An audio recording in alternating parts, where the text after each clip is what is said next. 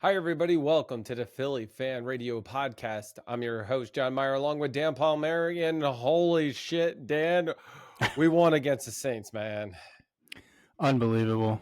It's for playing so bad offensively at times and the mistakes that were made. I can't believe we're actually talking after a win. Unbelievable.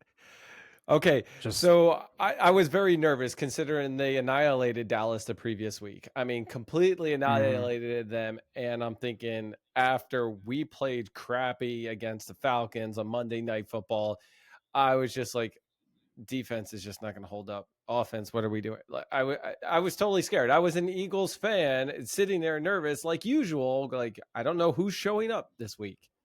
no, yeah. It was Jekyll and Hyde. I mean, Jesus. I have to admit, I haven't seen a defensive performance like that in a very, very long time. I mean, we're talking about absolutely destroyed them. I know the score. I know the score said 15-12.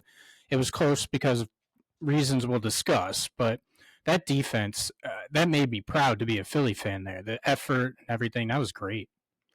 It was a complete 180 from Monday night. I mean, the defense was all over everything. Jalen Carter, Quinyon Mitchell, Zach Vaughn was in. Even Slay had a couple of plays that were phenomenal all around. I am very impressed. And Vic, whatever you did with the defense in this short week, keep it up because that was perfect. Yeah, absolutely. I think it goes back to the defensive line. I mean, who would have seen this coming? I mean, we all talk about Jalen Carter like we're supposed to be this, game changer, Aaron Donald type.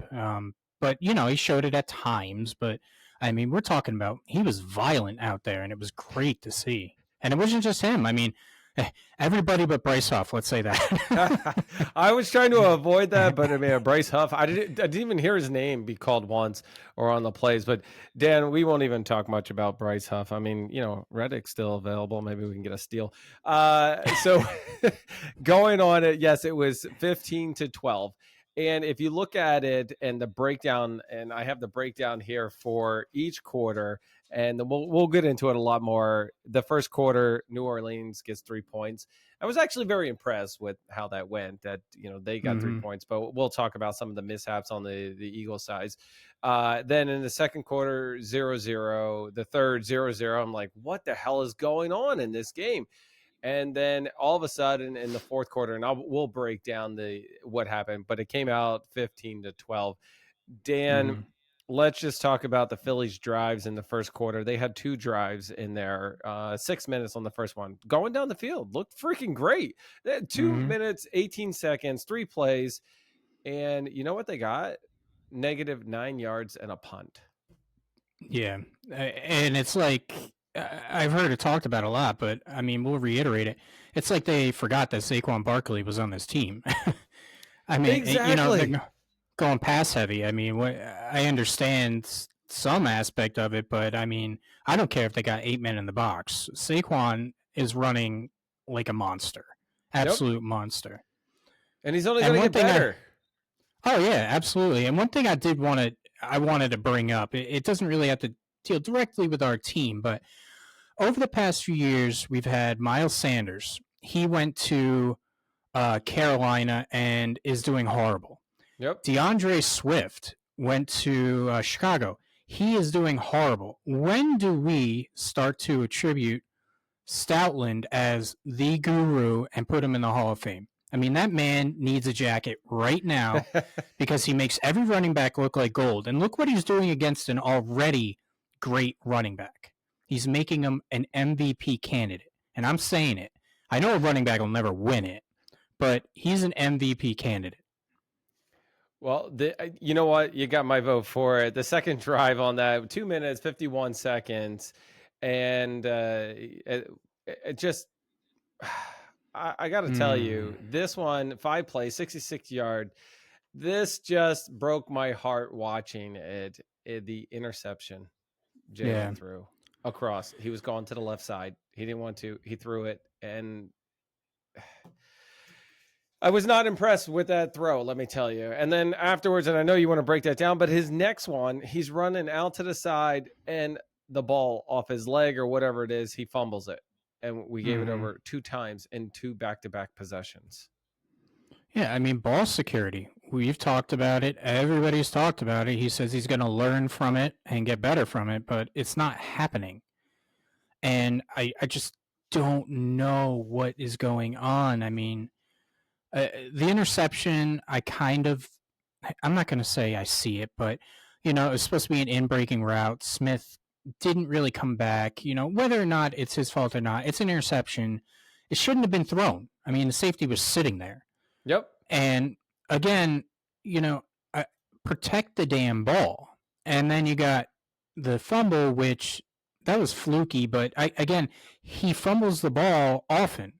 I mean, the guy is turning the ball over constantly. He leads the league in turnovers over the last, I think I saw like 18 games or something ridiculous, but he turns the ball over way too much. All we need with how potent this offense is a game manager. That's it. Don't go out there, try to play hero ball. Don't just get the damn ball out and let these guys work, because you got the best running back in the league. When he comes back from injury, you got the 2 top wide receivers in the league. You got, holy shit, you got Dallas Goedert. Where the hell did he come from? We were talking last episode like maybe he's washed up. Maybe he doesn't have it. Well, 10 catches, 170 yards will put my foot in my mouth. That's fine with me. He had a 61-yarder in that. Before we get to a breakdown of not only injuries, and by the way, yes, they played this game without AJ, and we'll see how it goes. This is game number 2 on it. Well, going back into the second quarter, the turnover on downs, third quarter, turnover and downs, and then, oh my God, a blocked punt. Yeah. This is just... It's the fourth quarter that really sealed the game. Now, keep in mind, the Eagles, they led in time of possession. They killed them in yards, everything like that. Mm-hmm. The score does not reflect it because they stalled and down into the red zone. They didn't kind of complete some of the drives. The fumble, the interception, the block punt is really what it is. Not to mention in the fourth quarter, there was a missed field goal, but we'll get to that portion on why it's, at that point.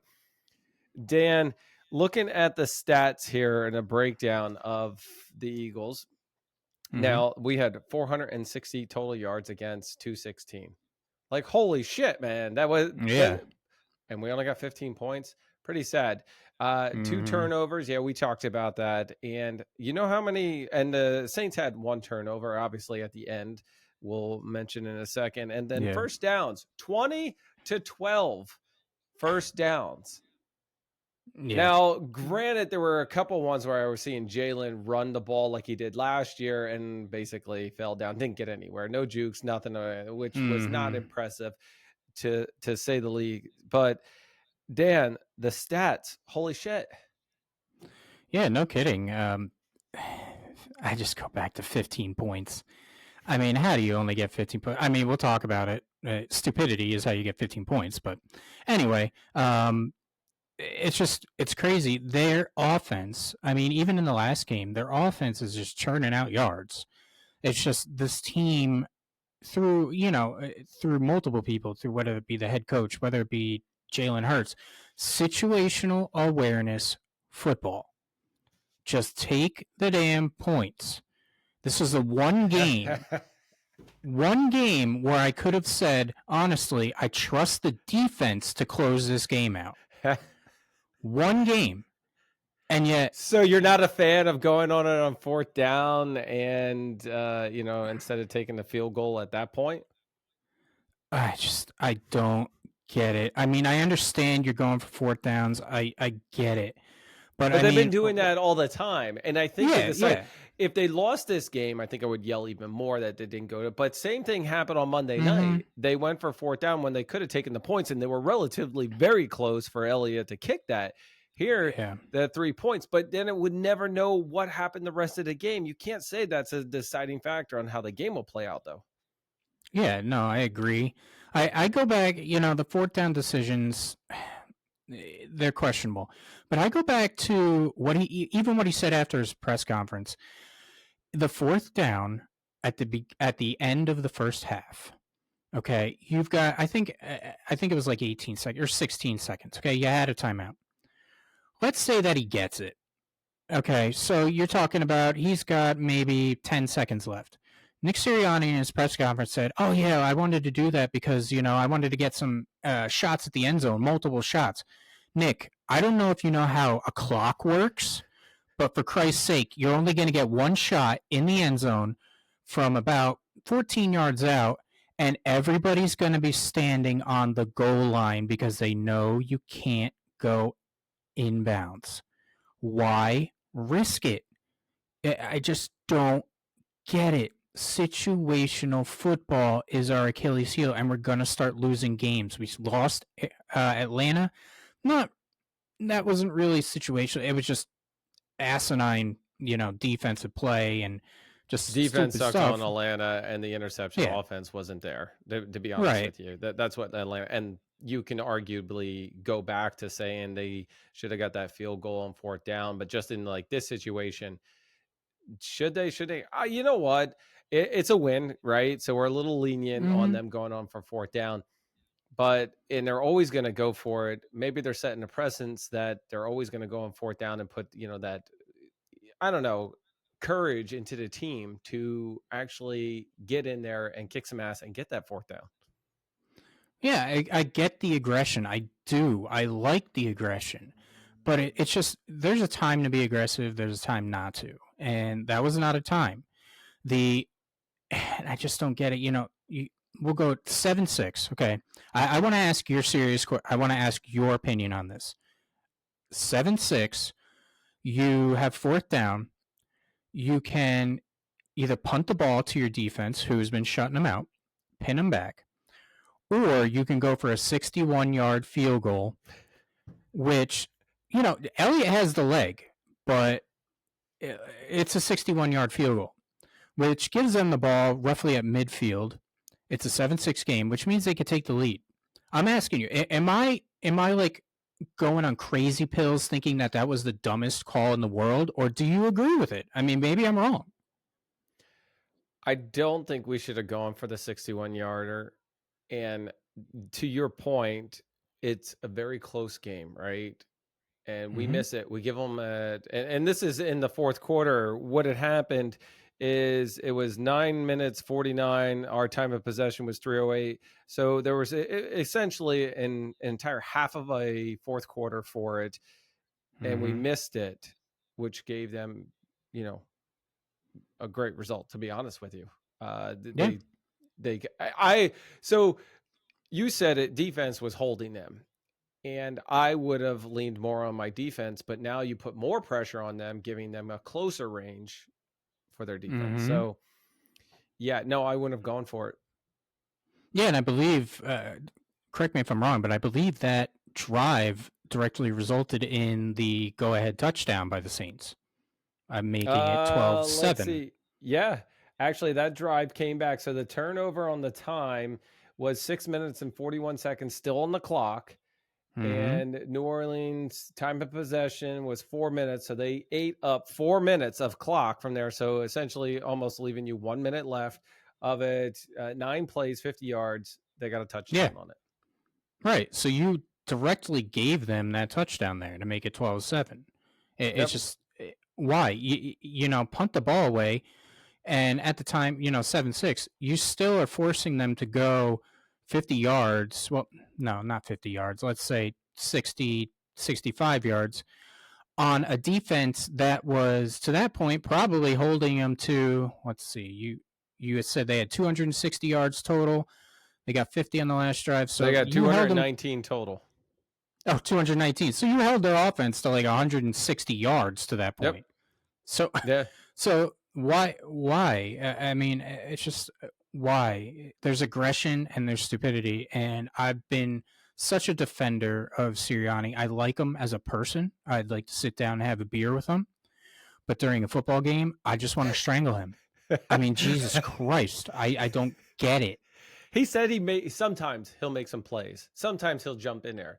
When they're good, he'll jump in there. When they're bad, I don't make the plays. Okay, I got Uh, we Jesus know they were Christ. bone. I know you're about to go off. Okay, so we know there were some bonehead calls on it. Hmm. I got to talk to you more about Goddard.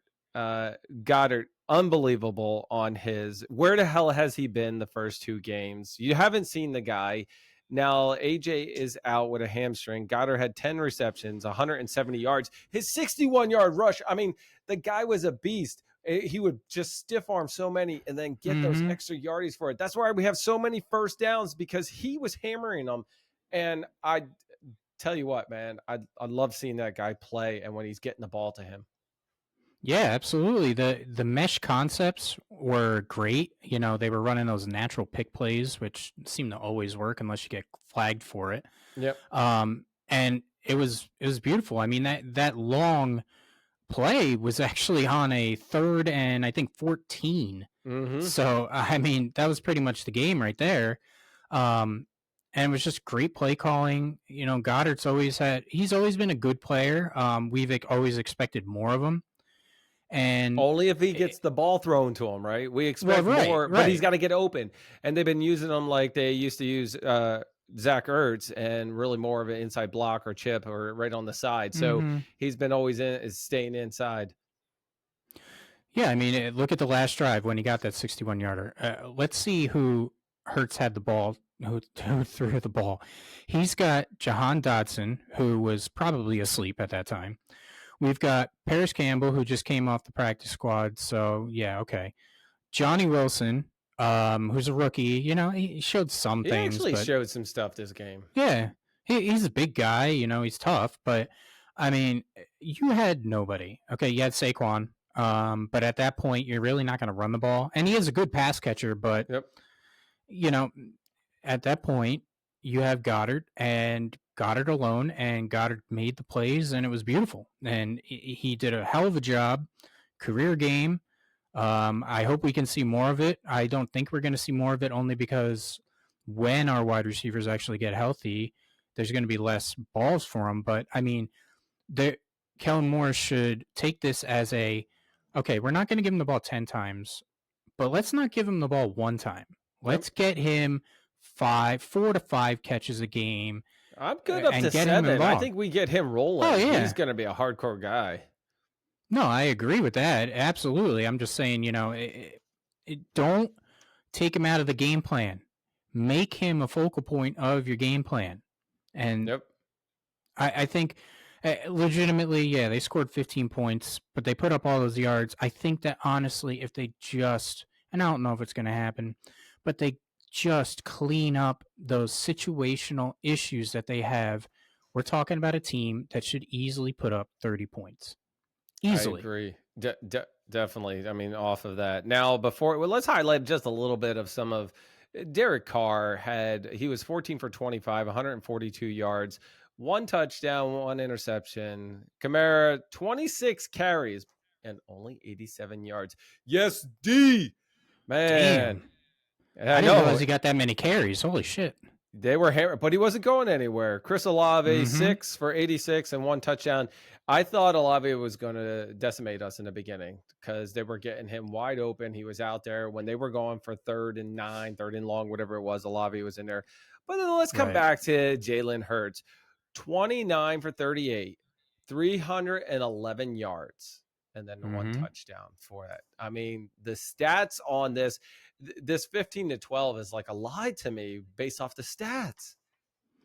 Yeah, I mean, we've seen games in the past where it's been like that, but yeah, there's some. I mean, I can't even recall, you know, all the 4th downs, but all those 4th downs, the missed field goal, the interception, even the fumble, they were all in Saints territory. Every single one of them.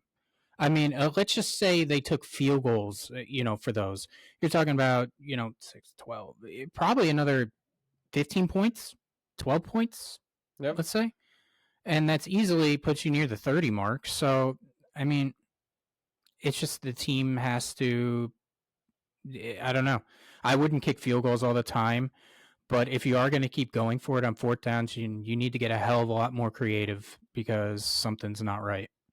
No. All right, let's talk about Barkley because this guy is the workhorse. Having Mm-hmm. him in the backfield, an awesome running back with our O line doing this.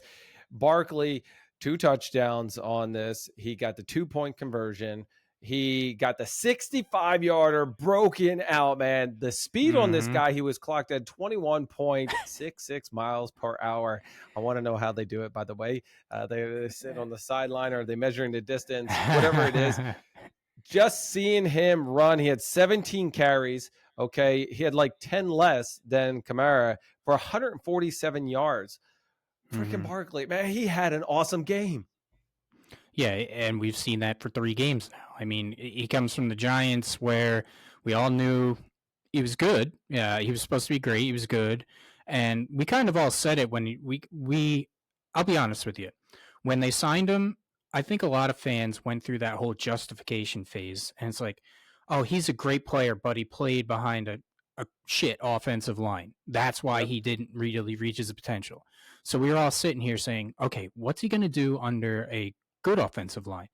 And holy shit, this is what he does on a good offensive line is he's trucking people.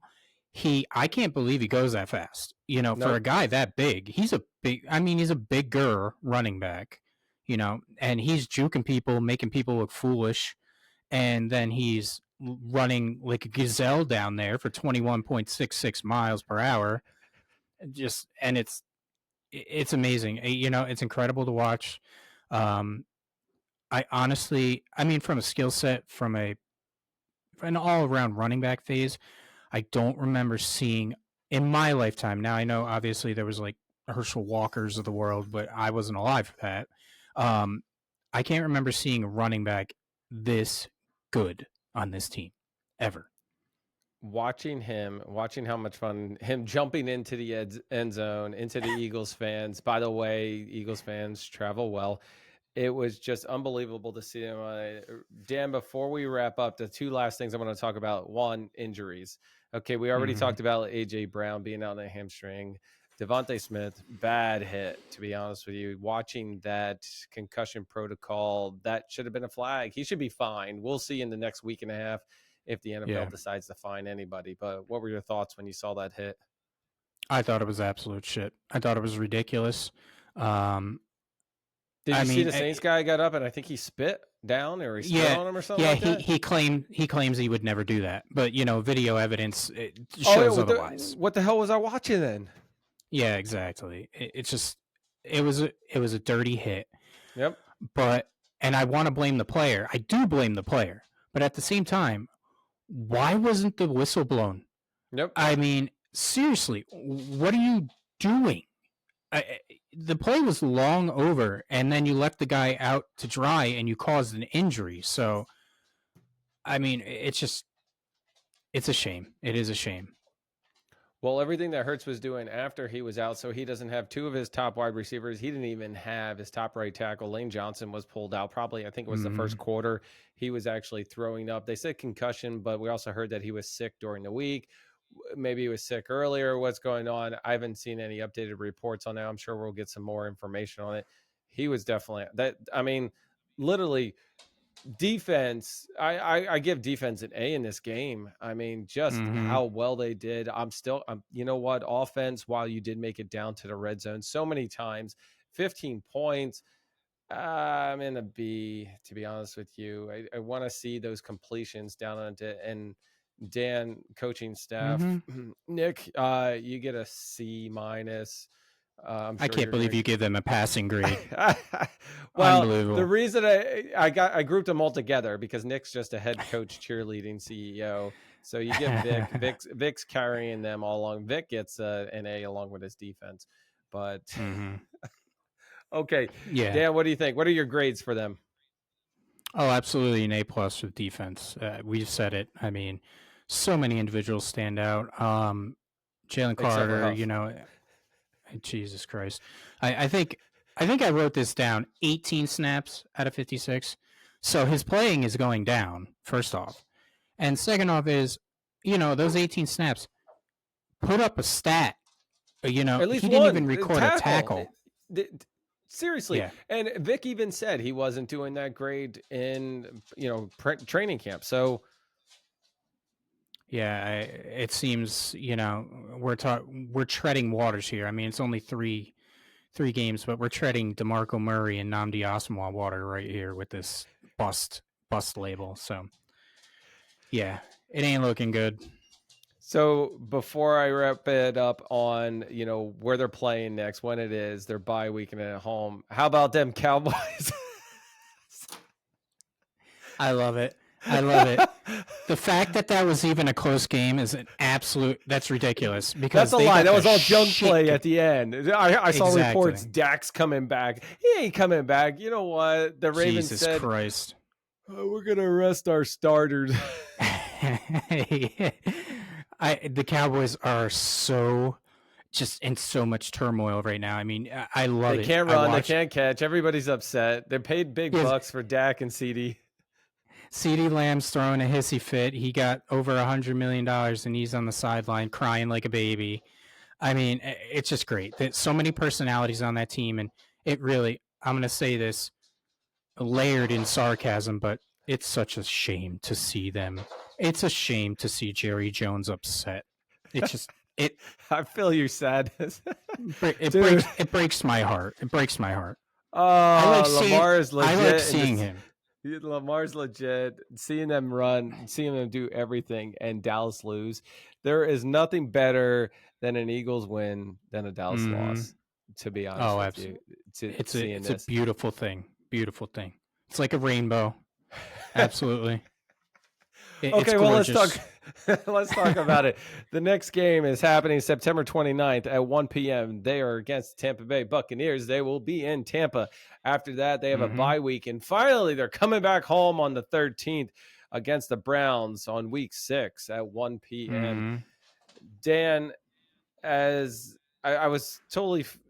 this win was awesome. I really don't know what else to say besides, obviously defense is phenomenal. Offense needs to step up and close out, change some things. But all in all, I think, we're more comfortable with our offense being crappy than our defense. And now our defense, if it stays the way it is, we're going to dominate. Oh yeah. It's just a matter of consistency. I mean, we saw it for one game. We need to see the thing. Yeah, we need to see the defensive line, come through consistently. But I mean, even if they play somewhere in the middle, middle of the pack, this offense should be way better than it is, point wise at least. And we should see a lot more out of them. It's just so. I mean, even to predict the game coming up, I mean, we'll do our predictions, but it's hard because who's going to come back? I mean, are we really going to be relying on Jahan Dotson as our number one receiver for this game? Because if that's the case, then I'm sorry, but I don't see it coming out as a win. Does Devontae Smith come back? Does A.J. Brown come back? Do they both come back? I mean... Or do they keep them out just because the bye week's there and they, hope they squeeze it by and give them some rest? Yeah, that's kind of what I think they're going to do with A.J. Brown. But I think they'd be kidding themselves if they think that they can go into this game without at least Devontae Smith. But concussion protocol is hard. It's hard to get approved for to come back into the game. So it's difficult. I think I'm going to go with 24-20 Birds, I say with a question mark. Well, before we even started the season, you got this as a win on the sheet. By the way, I have the sheet right here with the wins in it. So times have changed, sir. I'm sorry, you can't go back. You already placed your bet. If you change it, you will lose $200. Okay, so what was yours? I got 24-20. Okay, 24. I'm optimistic that Smith comes back because there were reports, during the game that he was walking fast, like he wanted to come back and whatever, but it's hard to get the independent neurologist during a game to let him back. So, all right, 35-21. What? 35-21. You want to know why?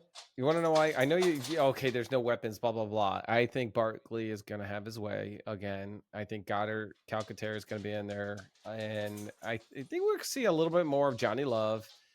I'm not sure about Paris Campbell just yet. I know he got bumped anyway because we didn't like what we saw, and we saw him going out in the preseason games.